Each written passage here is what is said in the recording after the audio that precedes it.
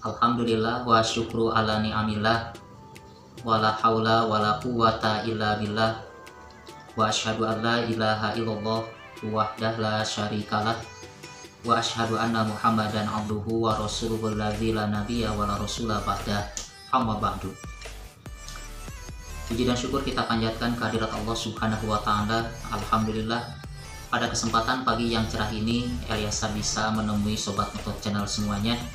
Mudah-mudahan Sobat Metot semuanya senantiasa ada dalam kesehatan, ada dalam perlindungan Allah Subhanahu wa taala, dimudahkan segala urusannya, dilancarkan rezekinya. Amin Allahumma amin. Sobat Metot yang dirahmati Allah Subhanahu wa taala, tidak terasa tinggal menghitung hari kita akan bertemu dengan bulan suci Ramadan, yang mana tentu saja ini merupakan kenikmatan yang Allah berikan kepada kita, merupakan suatu hal yang mesti kita manfaatkan sebenar-benarnya. Mengapa? Karena belum tentu kita akan berjumpa kembali dengan bulan Ramadan di tahun yang akan datang. Bulan yang penuh dengan kebaikan, bulan yang penuh dengan keberkahan. Ya, Rasulullah Shallallahu Alaihi Wasallam menjelaskan kepada kita semua bahwa bulan Ramadan itu syahrun mubarakun, bulan yang penuh dengan keberkahan, di mana Elyasa mengingatkan bahwa kita sebagai orang yang beriman itu diwajibkan untuk melaksanakan saum di bulan Ramadan, sebagaimana di dalam firman Allah Subhanahu wa taala surat Al-Baqarah ayat 183. Allah Subhanahu wa taala berfirman, A'udzubillahi minasyaitonirrajim. Ya ayyuhallazina amanu kutiba alaikumusiyam kama kutiba alal ladzina min qablikum la'allakum tattaqun. Yang artinya, wahai orang-orang yang beriman, telah diwajibkan kepada kamu saum sebagaimana telah diwajibkan kepada orang-orang sebelum kamu supaya kamu bertakwa.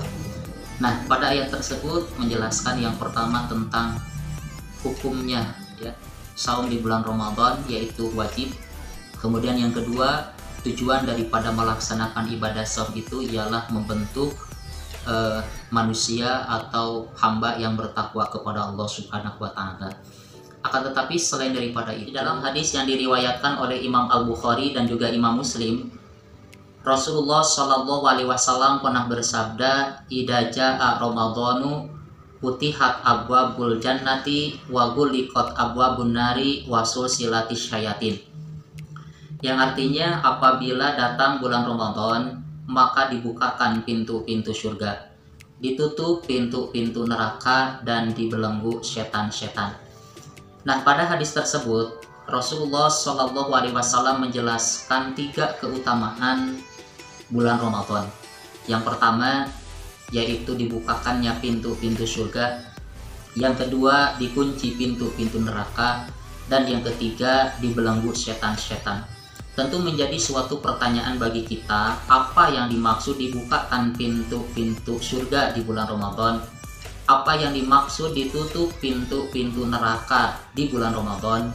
Dan apa yang dimaksud dibelenggu setan-setan di bulan Ramadan?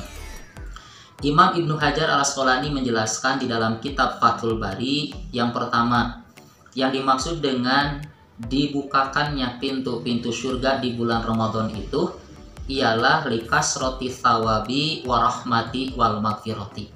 Karena di bulan Ramadan itu banyak sekali kesempatan bagi kita untuk mendapatkan pahala, untuk mendapatkan rahmat Allah, untuk mendapatkan pengampunan dari Allah. Nah, ini maksud yang pertama. Jadi yang dimaksud dengan dibukakannya pintu-pintu surga di bulan Ramadan itu ialah banyak sekali kesempatan bagi kita untuk mendapatkan pahala, untuk mendapatkan rahmat, untuk mendapatkan pengampunan. Oleh karena itu, di bulan Ramadan ini jadikan momentum bagi kita untuk meningkatkan amal solih kita. Sudah barang pasti pada siang harinya kita melaksanakan ibadah saum, malam harinya kita melaksanakan qiyamul Ramadan atau sholat tarawih.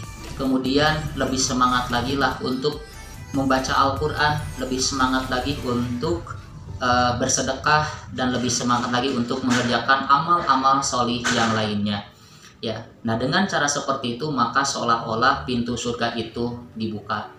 Kemudian yang kedua, maksud ditutupnya pintu neraka di sini ialah bahwa orang yang sedang melaksanakan ibadah saum itu qoma asyahwat, dia akan mampu mengendalikan syahwatnya, ya, yang mana syahwat itu sesuatu yang dapat mendorong seseorang untuk melakukan perbuatan yang jelek, untuk melakukan perbuatan maksiat. Nah, dengan saum ini maka akan mampu mengendalikan syahwatnya.